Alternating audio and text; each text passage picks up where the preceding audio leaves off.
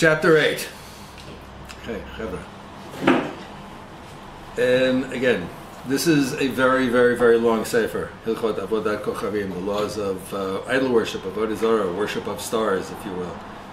And one of the reasons is, as Rambam tells us in more than one place, that the fundamental, if we have to reduce the message and the importance of the Torah to one thing, it's to the eradication of Avodah Zarah and to the proper service of the one God.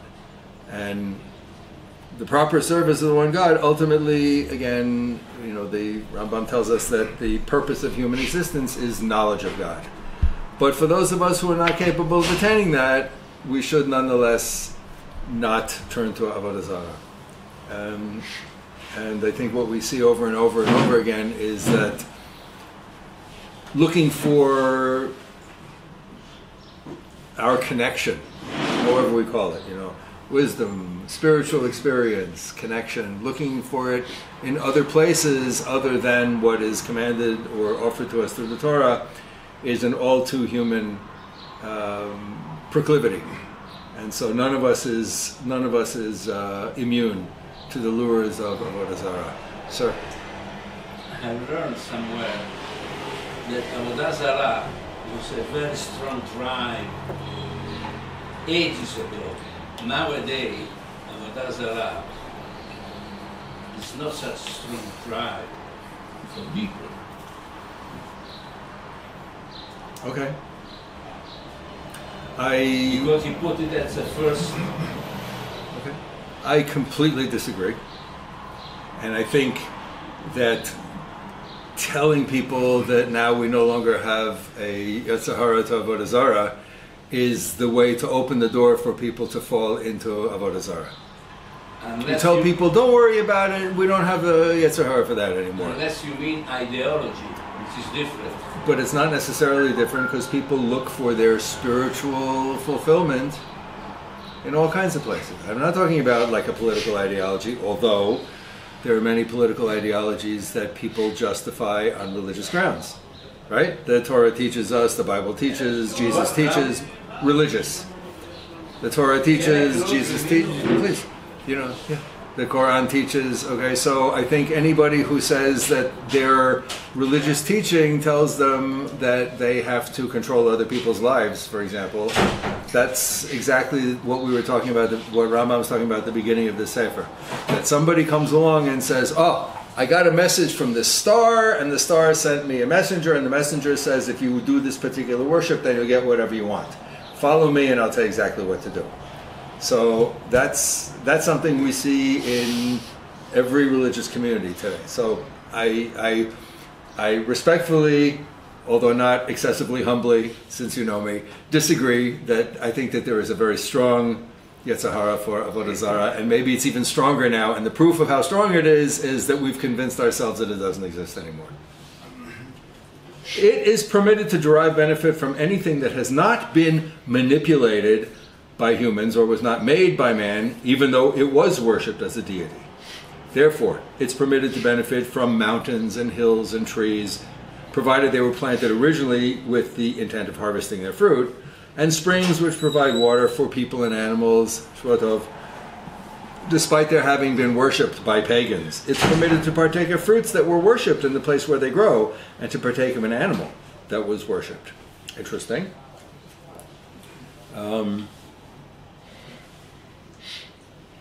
I think what we're saying is, like, perhaps the type of animal, maybe not necessarily exactly the specific animal. Needless to say, it is permitted to partake of an animal that was set aside for the purpose of idol worship. It is permitted regardless of whether it was set aside to be worshipped or to be sacrificed. In other words, if a non-Jew designated an animal and said, we're going to sacrifice this animal to the god, whatever, Ra, pick a god. If it has not yet been sacrificed, then it has not yet been sanctified to the use of that deity. Therefore, if we can get a hold of the goat, we can milk it, we can shear it and use the hair, we can shecht it and eat the meat. If it's already been sacrificed to the god, then we're not going to be able to eat it. So when do these statements permitting the use of an animal apply? When a deed involving it was not committed for the sake of idol worship.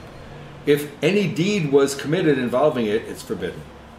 Okay, so in other words, as we just said, if the animal was designated, put aside, right? So, which is different, right, from us, right? So if a Jew has an animal and says, I designate this sheep as a korban, you can't change your mind. You can't change that designation, right?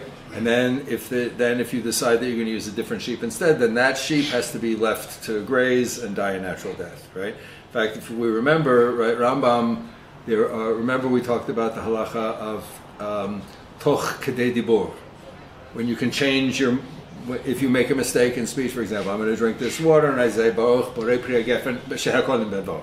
So toch kedei dibur, it's like the first. I do it in the same act of speaking. The first thing I said doesn't count. It's like it doesn't exist. Okay? But there... How many times have I started to say Asher Yitzar when I meant to say, washing my hands or something? For example, okay? So, however, there are certain things... Let's see if I can remember them all. I didn't get that much sleep last night. So, Avodah Zarah, Migadef, blaspheming, marriage and divorce. You cannot take back. You cannot say, Harei at mikodesh li. Oh, I mean, nope, too late. Too late, you're married. Okay?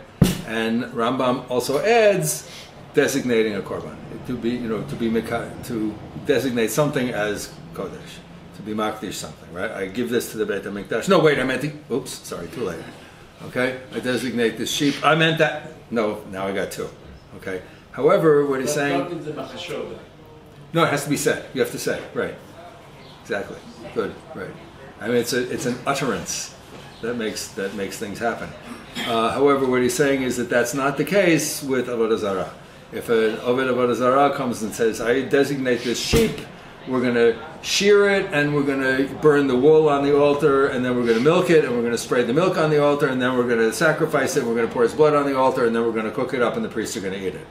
So until any of those acts has been done, a Jew can take that sheep and can benefit from it. We can shear it, we can milk it, we can shecht it, and we can eat it. If any deed was done, if any deed whatsoever was committed involving it is forbidden. For example, if one cut one of its smanim for the sake of an idol, if one exchanges it for an idol, it's forbidden. Similarly forbidden if it was exchanged for another article that was itself exchanged for an idol, since that article is considered payment for an idol. When does that apply? Regarding one's own animal. If one slaughtered somebody else's animal for the sake of a false deity or exchanged it for an idol, it does not become forbidden, because the person cannot cause something that does not belong to him to become forbidden. It's actually an important halachic concept, right? En adam oser davar she'en shelo. You cannot usher something that doesn't belong to you. So, like example, you come into my home on Shabbat, and you take an item that's like completely muktzah, and you put it on my chair. You say, haha, now that chair is muktzah, you can't use it. No, I didn't put it there. You put it there, too bad. Thank you. Welcome. So it's an important general principle of halacha that you can't just usher. It's different. Like, God forbid, I'm sitting there, I'm cooking my beef stew, and somebody comes in and throws cheese or pours milk into it. That's a mitziut. That's a reality, right? So you can't change the physical reality. That's different. But you cannot change. You cannot create a halachic reality on something that belongs to somebody else. What's the mitziut? Mitziut is reality. What about futures? I'm listening. Futures. That you harvest next year. That next year's harvest. Yeah. And he says this belongs to Mark. Think about that. Right. There's complex halachas about designating something that doesn't exist in the world yet. But we're talking specifically now, though. If I have a sheep, two Jews, right? So Reuven and Shimon. Reuven has a sheep. and he wants to shear that sheep, and then he wants to milk it, and then he wants to shecht it and serve it for dinner, right? And Shimon comes along and grabs the sheep and says, I designate this for the Beit HaMikdash. It's not Mukdash, because it doesn't belong to him. A pregnant sheep, What about a pregnant sheep? and designate The Uber for the Beit HaMikdash? Okay, not for now. If a person bows down to the earth, he does not cause it to become forbidden. If a person digs pits and channels and caverns for the sake of a false deity, it becomes forbidden. So, right? Somebody comes up to the hilltop and says, I'm going to bow down to this hilltop in the name of the god of whatever, god of the hill, and bows down to it.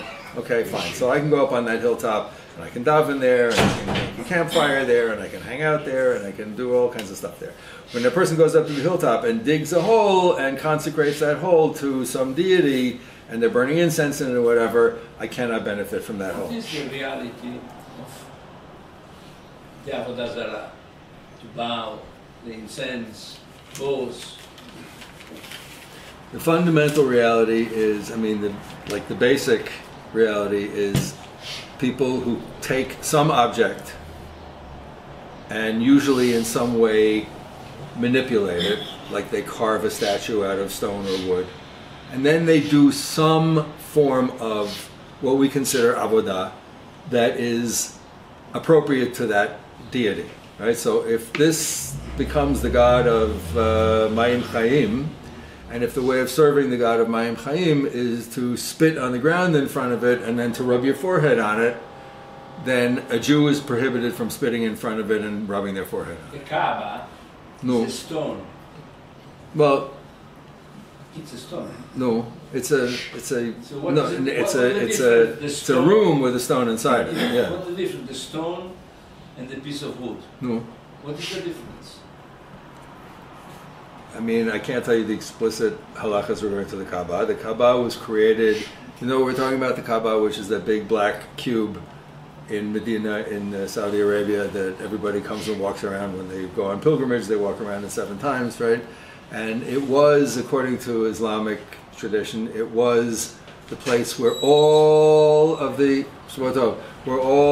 different idol worshippers brought their idols, and they all put their idols inside it, and they would all come and make pilgrimages there together. Yeah, there's also a corner of the Kaaba that is coated in silver. That edge sits on the fragments of a meteorite that fell about 3,000 years ago. Wow, In addition amazing, to that. amazing. I didn't know. So supposedly, according to Islam, Ibrahim, whom we call Abraham, went into the Kaaba and broke all of the idols. I don't know, it's a funny thing. I wonder where they got that story from, or where we got it from, or whoever got it first, I don't know. And said that, we're only going to worship one God.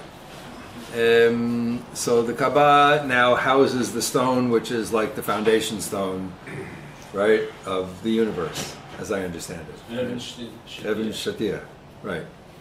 So, I do not know, and if I had to guess, I would say that Muslims do not worship the Kaaba. It is not an idol for them, right? So just like Jews are not supposed to worship the Kotel has no intrinsic Kedusha. It's not something that we bow down to or that we pray to.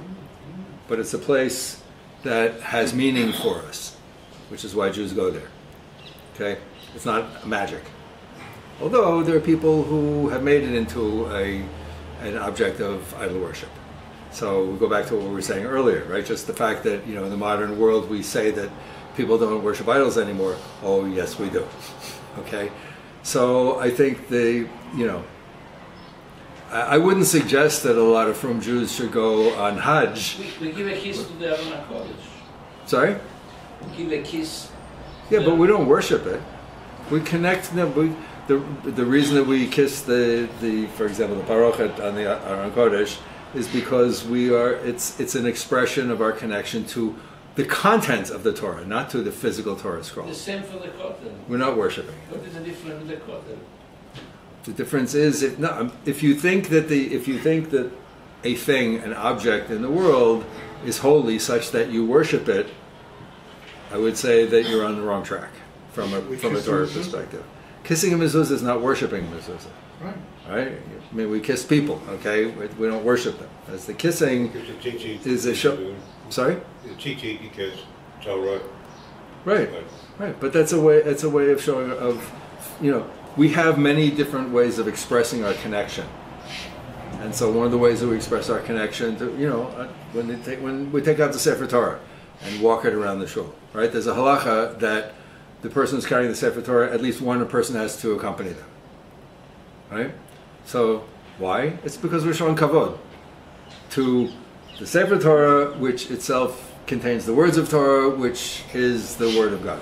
Okay, so we live in a physical world, and so as we express our connection in different physical ways. But that's not the same as believing that there is some divine or magical power embodied in an object, whether it's this plastic bottle or the stones of the Kotel or a Sefer Torah. We don't ask the Sefer Torah to make our lives better. We don't ask the Kotel to heal our sicknesses, right?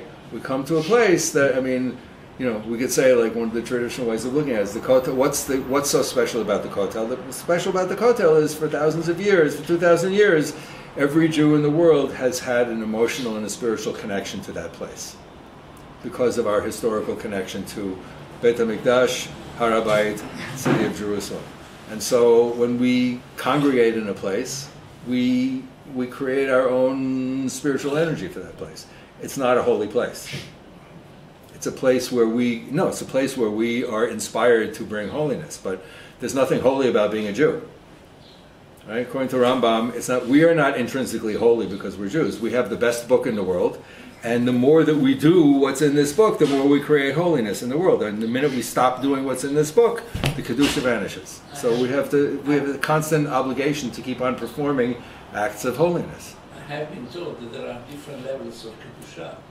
Eretz Israel, Tel Aviv, Yerushalayim. Right. Okay, great. Har HaBayit. And? There are different levels of Kedusha. There are different. That's according to the Gemara, the different levels of kedusha, and we're not talking about that now. But I'm telling you that there is no intrinsic kedusha to. We do not worship the Kotel. We do not worship the Sefer Torah. Okay, we do not worship objects. We do not worship people. Okay, and although there are a lot of Jews in the world today who actually do. Okay, so this goes back to what we said at the beginning, that I disagree with. I know that it's said that we no longer have a Yetzer Hara for Avodah Zarah, but I say look around. There's plenty of it there. Okay, when a person bows down to water, which was lifted up on a wave, that person does not cause the water to become forbidden. However, if a person picks up water with his hands and bows down to it, it becomes forbidden. So in other words, some natural phenomenon like the elevation of the water in a lake or in the ocean because a wave throws it up in the air. So, oh, look, I'm going to bow down to this water. There's nothing special about that water. It's just a natural motion. However, if a person takes a bucket or a magical goblet or their hands and says, I pray to this water right here, then we can't drink that water. We can't benefit from that water because it's become an object of Avodah Zarah. If rocks that slid down from a mountain were worshipped in the place where they landed, they are permitted since they were not manipulated. So if a person goes up to a mountaintop and says, I'm going to send this rock down to the bottom of the mountain, and when it gets there I will worship it. And they push it off and it rolls down to the bottom of the mountain, they have changed the position of the rock, and therefore when they go down and they worship it, now we can't use those rocks. But if the rock slid down the mountain by itself, and somebody comes and says, "Oh, I worship the God of the fallen rocks," and here's a rock that fell. Okay, they bow down to it. Well, okay, they didn't do anything. When a Jew sets up a brick with the intention of bowing to it, but does not bow to it, and then a non-Jew comes and bows to it, a Jew may not benefit from the brick. Why? Because setting it up is itself considered a maaseh. It's a deed. Similarly, if a Jew sets up an egg and a non-Jew bows down to it, the egg becomes forbidden. Okay? If one cuts off a gourd or the like and bows down to it, it's forbidden. Where's all this stuff coming from? Right. So this is an interesting general halachic principle, right? That the general halachic principle of things that grow from the ground. Okay. I guess the most common and the most readily accessible concept is in building a sukkah. Sukkah, has to be covered with schach. That's what makes it a sukkah. Okay, and the schach is stuff that grows from the ground. However, it has to be cut before it's put on top of the sukkah.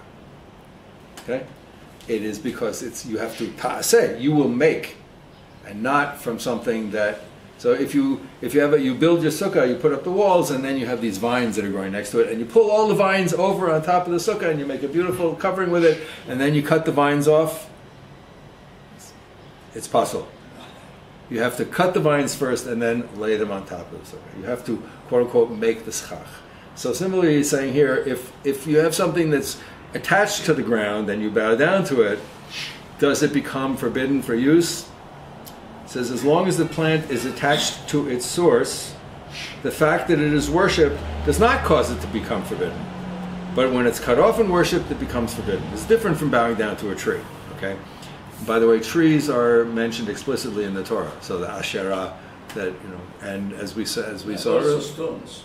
And stones. And as we saw earlier, trees were often planted. They would plant a big tree next to the altar of the idol, so that because the altar was like this little stone table, but the tree people could see from a far distance, right? So they'd say, "Meet me at the tree." Go meet them at the tree, and when they got there, they would sacrifice somebody's baby to the idol, or they would. Whatever they would do. It's forbidden to benefit from a tree that was planted for the purpose of being worshipped. This is the Asherah. When a tree which had been planted previously was then cut, pruned, and carved for the sake of idol worship, even if a growth was grafted onto the trunk of the tree and the branches grow, one must cut off these branches. Benefit from them is forbidden. The remainder of the tree is permitted.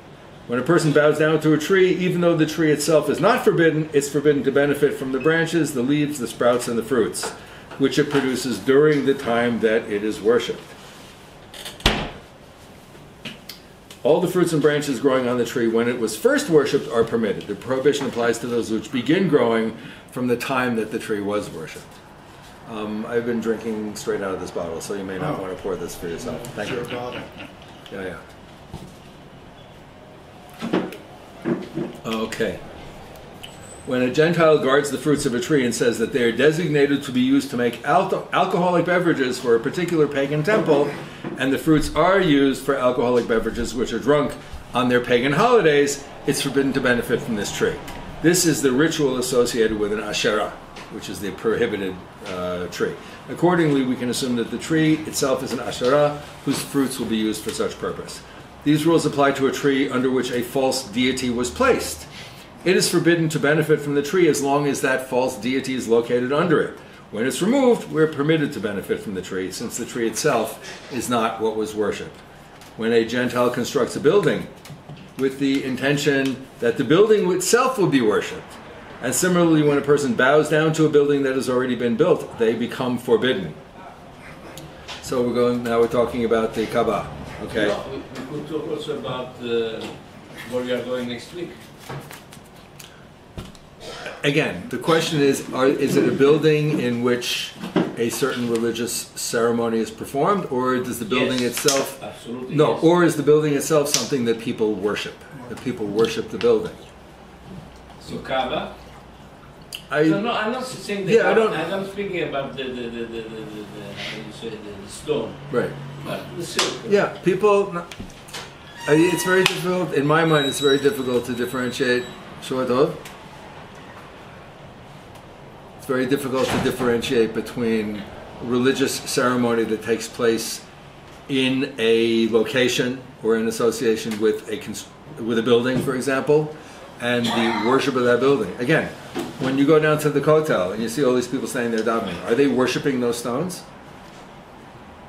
I'm asking you, are they worshiping the stones, right? I told you what my friend Yehuda, who was a Franciscan friar and then became an Orthodox Jew, okay? And he educated me on this, that according to Catholicism, it is prohibited to prostrate oneself in front of statues of the Virgin Mary and in front of the crucifix and in front of it's prohibited to bow down, okay? Catholicism? Yes, according to my friend Yehuda, and I trust him because he, you know. You see that all the time? You see it all the time? How often do you go into a Catholic church? Not too often. In the movies? No, but he says it's prohibited to prostrate oneself in front of them because they're not worshiping the statues. The purpose of the statues and the purpose of the crucifix and the purpose of the icons and the paintings and everything else is to remind people and to awaken people's, you know, spiritual connection to God. And we have a lot of reminders of our own, right? We have a mezuzah, for example. Okay, and people like, you get on the bus and you see all these people sitting there reading Tehillim all day. Okay, and why are we doing that? Because it's a way of reminding ourselves and maintaining a spiritual connection. Don't the statues represent saints, and they do worship them? Well, they're not supposed to. And how do you know they worship them? And how do you know that the people down at the plaza are not worshiping the stones of the Kotel?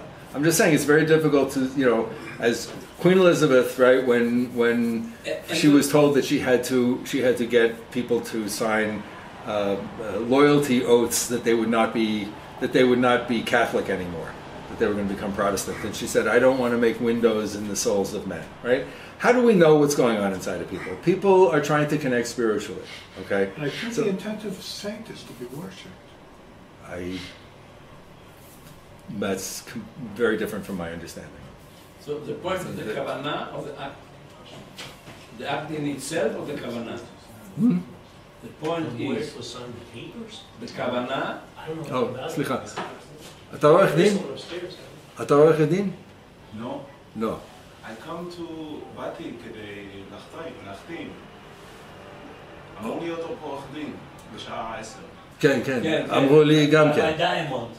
כן, גם אני מחכה. או אולי במשרד. גם אני מחכה לעורך דין כדי לחתום. כן, יש לי לחתום. כן, תודה. Sorry. So, you know, this is, I think if we take nothing else out of this very extensive study of this Sefer of Rambam, of the Halachas of Avodah Zarah, you know, we need to be very careful in terms of what we assume other people are doing and what we assume we are doing. We generally tend to assume that the way I do it is right and the way that other people do it is questionable and maybe completely wrong. And I would just say that it's very easy to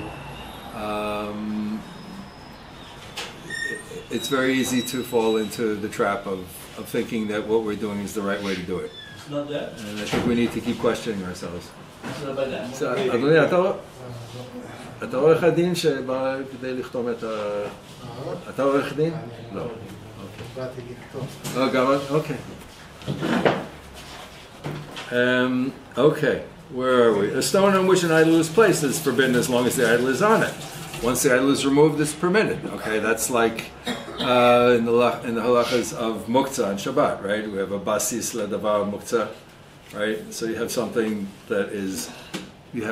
that's permitted, like a chair, and then you have something that's muktzah. Let's say, for the sake of argument, that this is a violin or an iPhone, and you put it on the chair before Shabbat with the intention that it'll stay there, or you put it there and you forget about it. Okay, but let's say I put it here. It's the intention it's going to stay there all Shabbat. Okay, so now I can't move the chair because it's become what's called basis ledavar muktzah. Right, it's the holder or the stand upon which a muktzah item rests. Okay, so it's similar concept here. If there's just a table or a stone or something sitting somewhere, and the idol worshiper comes along and says, "I'm going to put this up here because then everybody can see and we can really bow down to it." So as long as the idol is on top of this, you can't use the idol, but you also can't use this. Okay. When a person's house is located next to the shrine of an idol, when a person's house next to the shrine of an idol falls down, it's prohibited to rebuild it. What do you have to do? You have to move the wall within its own arba amot and then rebuild it. The empty space has to be filled up with thorns or unpleasant stuff, so that it not be left free to be used for the worship of the idol. If the wall belonged to both a private individual and to an idol, exactly, right. If a wall belonging jointly to a private individual and an idol fell, it should be considered as belonging to them equally. So it's permitted to benefit from his half, and the half belonging to the idol, it's forbidden. How do you destroy a false deity and all of the other things which are forbidden on its account? The accessories and the offerings and so on. One must grind them and scatter the dust in the wind, or burn them and throw the ashes into the Yam HaMelech, the Dead Sea. Although an entity which cannot be manipulated by a man, for example a mountain or an animal or a tree, even when its worship remains permitted, it is forbidden to benefit from its coatings.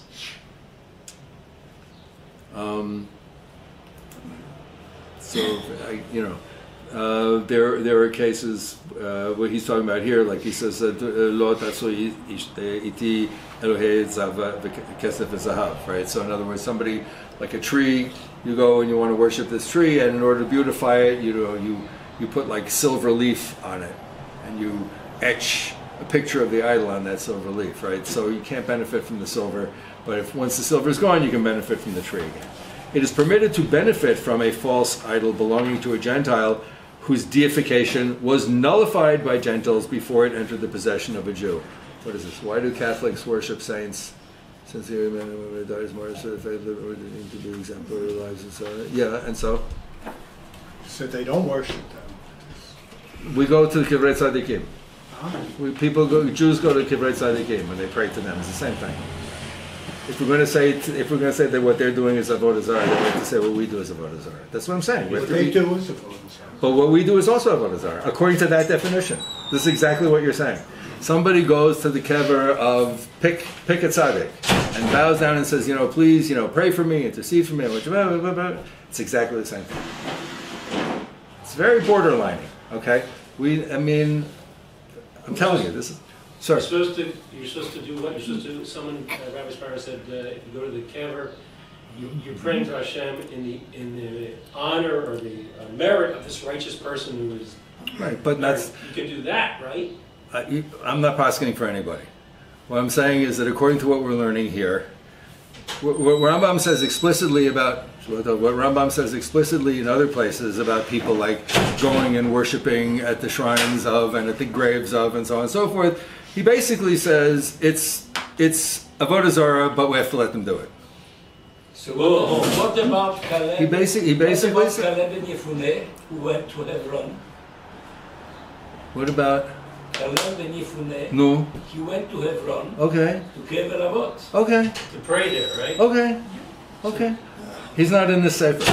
Okay. What I'm saying is that we've said this since we started learning the sefer weeks ago, and we still have many weeks to go. Be'ezrat Hashem. Okay. All about this kind of. And stuff. I think we need to, before we start looking at other people and saying that what they do is wrong and it's avodah zarah and it's bubba mises and it's superstition, everything.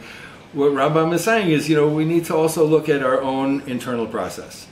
How are we relating to Torah and to Kadosh Baruch Hu? The point is the machashava or the act in itself. Both. It's both. Okay. We don't worship people. We don't worship objects. I don't think it's both. And we don't worship people. We don't worship objects. We don't, and we have a difficult time. Rambam it's all about, like, we have no idea what God is all about. We have no idea what God is like. We have no idea about the essence of God. You made the example. If a piece of wood or Yeah. a house has been place of worship of Avodah Zarah, and then the community said, this place is not anymore linked to Avodah Zarah. Over. Then there is a shmendrik that goes there and bows. No. Is it or is it not? The point is the machshava of the general, not the machshava of the individual. Okay, that's not what. Okay, what we just said here, we just read this halacha, right? That we can, that if the goyim, if the non-Jew himself, they take this object and they say, "This is my God, and I'm going to bow down to it, and I'm going to worship it," and I do it, and whatever it is, I spit on the ground in front of it, and I rub my forehead on it, or whatever it is, and then a certain point comes along, and I say, "You know what? I changed my mind. This is not holy anymore. Forget it." He's saying, once the non-Jew cancels, is mevatel the kedusha of their idol, it then becomes like an object of decoration. Okay. So a non-Jew says, you know, I used to worship this, but I realize it's It's just nonsense. the machshava. So now it's also an action, though. How do you worship something? You don't worship it just by thinking about it. You bow down. You do whatever is the appropriate avodah. You throw a stone at it. You defecate in front of it. You kiss it. You kill a pigeon in front of it. Whatever it is, right? So they have ritual of worship, and they perform the ritual in front of the object. And once the time comes that they decide that that object is no longer a god, and they say, you know what, I realize it's just a bottle, it's just a piece of stone, whatever. No more ritual, forget it, we're going to find something else to do our ritual in front of. Here, you like this? Oh, it's so pretty, I'm going to put it on my mantelpiece. He's saying once they've done that, it becomes a decorative object, and you can put it on your mantelpiece, okay? A false deity belonging to a Jew can never be mevatel, can never be nullified. Even if he owns it in partnership with a Gentile, its nullification is of no consequence. It's forbidden to benefit from it forever, and it must be buried. So if I go down to the old city and I hook up with one of the priests there, and together we decide that we're going to make a really beautiful crucifix, you know, and he's making it because he's a devout Christian. I'm making it just because I think it's very pretty, right? Sorry. A Jew cannot nullify a false deity that's in the possession of a Gentile, even with their permission. A Gentile who nullifies idol worship must himself be an idolater. If he is not an idolater, his nullification doesn't work. Right? In other words, a non-Jew you can only be mevatel something that you yourself have worshipped. If you're not connected to it, it doesn't matter, right? So, Shua Tov, meaning that the Buddhist cannot come along and say, "Oh yeah, that crucifix, that's not holy," right? Only the Christian can do that. Okay. When a Gentile nullifies a false deity, he also nullifies the connection to the idol worship of its various accessories, right? So you got the statue, and the statue has like a little garment around it, and they have like a little dish in front of it where they burn incense, and then they have a bigger dish in front of that dish where they pour the blood of the animal that they sacrifice or whatever. So those are all the accoutrements of the avodah zarah. And once they decide that this idol is no longer holy, they throw it out. Then all the other things are no longer asur for us to derive benefit from. So how is an idol nullified, sir? This is interesting.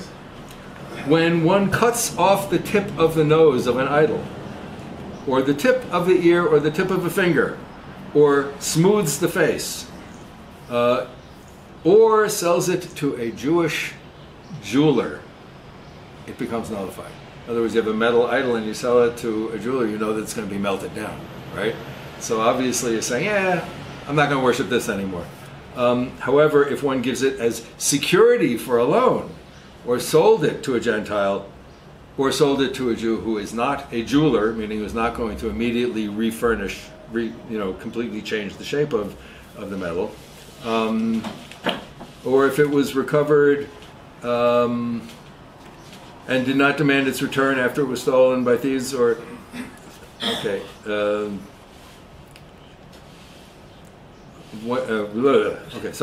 did not demand its return after it was stolen by thieves, it's not nullified. When a false deity was abandoned by its worshippers in peacetime, it is clear that they have nullified it. Therefore, benefit may be derived from it. If it was abandoned in time of war, it was forbidden because the only reason they abandoned it was because of the war. We're almost done with this parak, which is okay with me. When a false deity becomes broken in the natural course of affairs, it is forbidden to benefit from the broken pieces until they have individually been nullified by the idol worshippers. Accordingly, when a person finds the broken pieces of an idol, one must regard them as forbidden, lest in the event that the Gentiles may have not nullified them. The following principles apply to an idol which comes already in pieces, disassembled. If it could be reassembled by any ordinary person, then each piece must be nullified individually.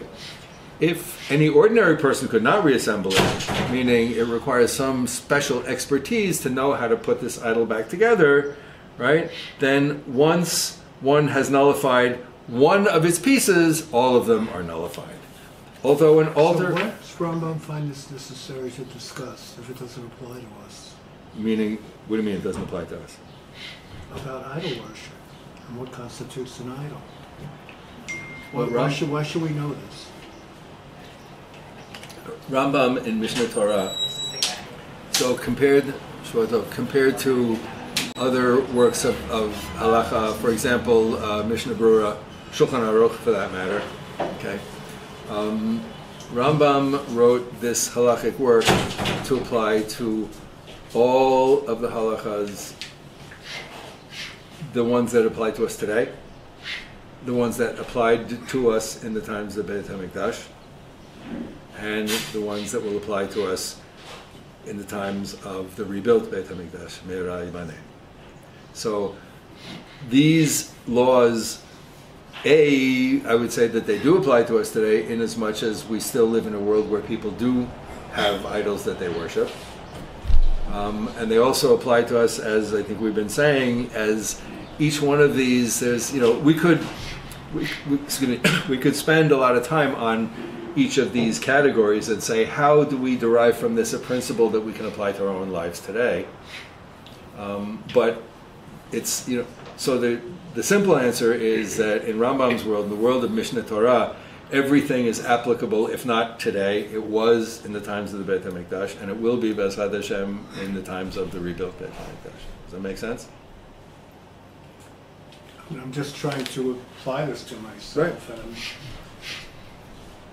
it's interesting on an esoteric level. Yeah. But I don't see an application to it. Okay. But I think there's still actual idol worship in the world today. Maybe not right in front of us, but so.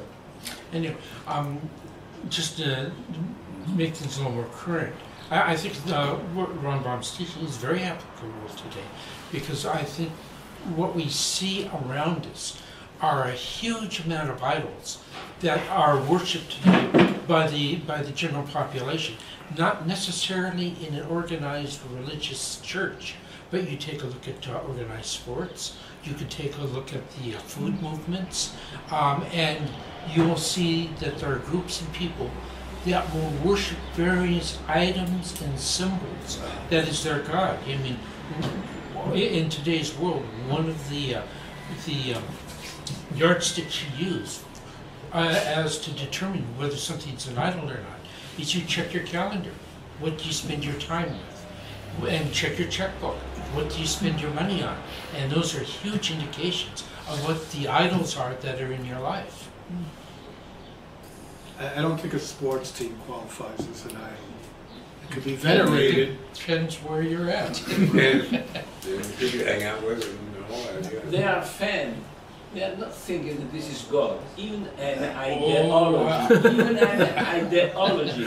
It's not God. You've never been in Yankee Stadium when the Red Sox were there. I have been watching football, Italian football, soccer. I know what it is. Yes, I am part of this. I was going and I was shouting. I never thought this is God. And they don't think this is God. How many we moved you to the back of the stadium? What did I saw? When the year before we met Aliyah, I think I've mentioned this before, my wife and I spent 3 months in Siena, Italy. Siena. Okay? Where's Siena? Siena is in Tuscany, Italy. It's near Florence. What's so special about this?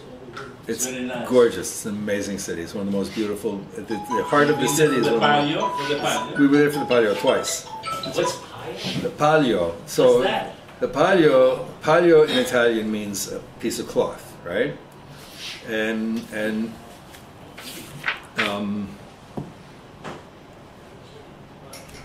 one more paragraph, and then I'll tell you about the patio.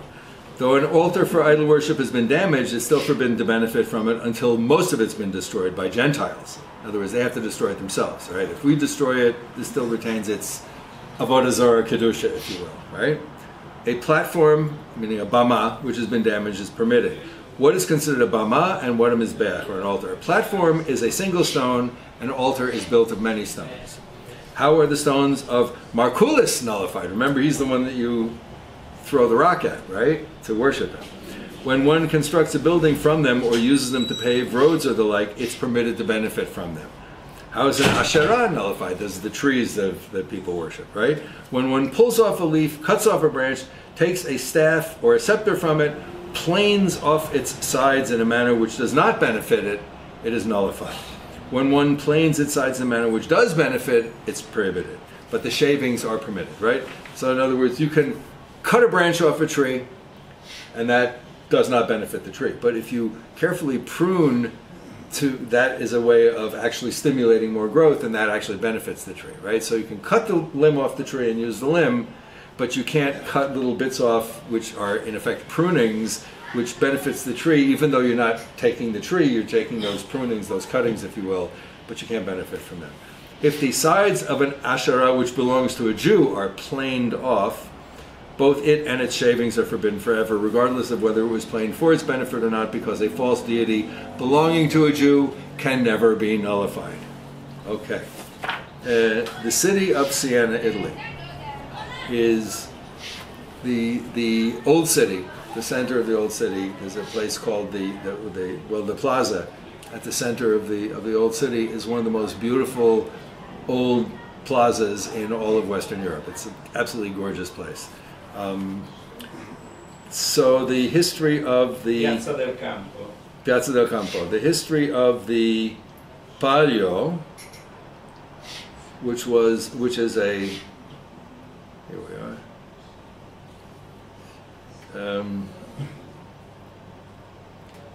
So back in the earlier Middle Ages and into the Renaissance, the old city of Siena, as with many other cities, by the way, was broken up into little tiny neighborhoods called contrade. La contrada is a quarter. Actually, it's a word that Rashi also uses to talk about. He uses it in the beginning of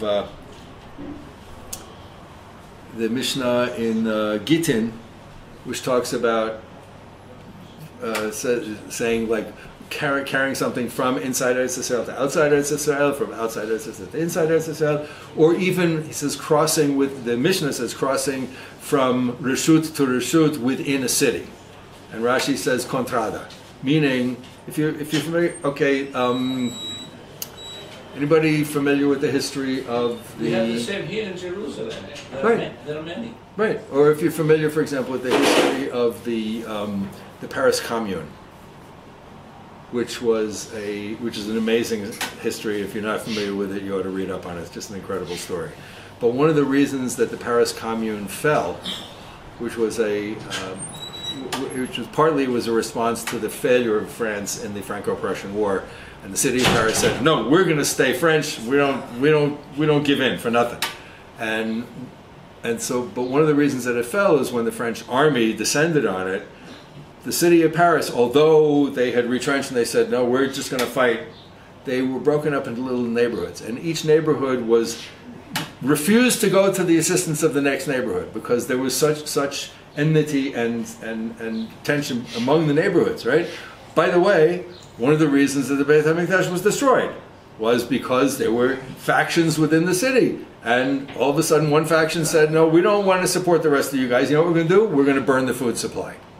And so the zealots, so-called, burned the whole food supply, and thank you very much. Beit HaMikdash was destroyed, and I don't know, 2-3 million Jews were killed, between the invasion of the city itself, and then, the war, disease, and famine that ravaged the countryside in its wake.